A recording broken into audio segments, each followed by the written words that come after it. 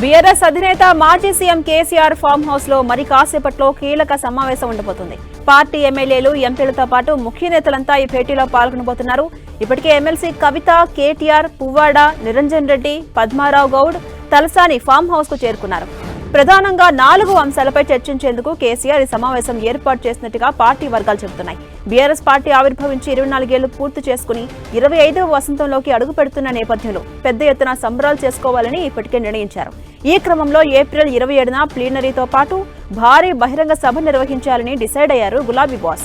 వరంగల్, నల్గొండ, కరీంనగర్, ఖమ్మం, మహబూబ్ నగర్ లో ఒక్కో చోట బహిరంగ సభ నిర్వహించాలని భావిస్తున్న కేసీఆర్ ఫామ్ హౌస్ లో జరిగే సమావేశంలో ఎక్కడ సభ నిర్వహించాలి అన్న దానిపై నిర్ణయం తీసుకోబోతున్నారు. ఇక ఎమ్మెల్యే కోట, ఎమ్మెల్సీ ఎన్నికలపై బీఆర్ఎస్ దృష్టి పెట్టింది. ఎమ్మెల్యేల సంఖ్య ఆధారంగా గులాబీ పార్టీకి ఒక్క ఎమ్మెల్సీ స్థానం దక్కుతుంది.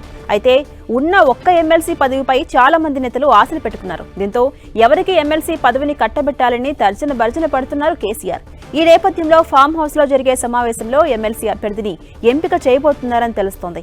అంతేకాకుండా ఎమ్మెల్యే కోట, ఎమ్మెల్సీ ఎన్నికల్లో ఒక్క అభ్యర్థినే పోటీకి నిలబెట్టాలా, లేదంటే రెండో అభ్యర్థిని కూడా రంగంలోకి దింపి కాంగ్రెస్ పార్టీకి దడ పుట్టించాలా అన్న అంశంపై ముఖ్య నేతలతో చర్చించి బీఆర్ఎస్ అధినేత నిర్ణయం తీసుకోబోతున్నారని పార్టీ వర్గాలు చెబుతున్నాయి. ఇక మరోవైపు త్వరలో జరగబోతున్న అసెంబ్లీ బడ్జెట్ సమావేశాలపైన గులాబీ బాస్ ఫోకస్ చేశారు. ఈసారి బడ్జెట్ సమావేశాలకు హాజరు కావాలని కేసీఆర్ డిసైడ్ అయ్యారు. దీంతో శాసనసభకొస్తే ఏ అంశాలను లేవనెత్తాలి అన్న దానిపై పార్టీ ముఖ్యులతో కేసీఆర్ చర్చించబోతున్నారని తెలుస్తోంది.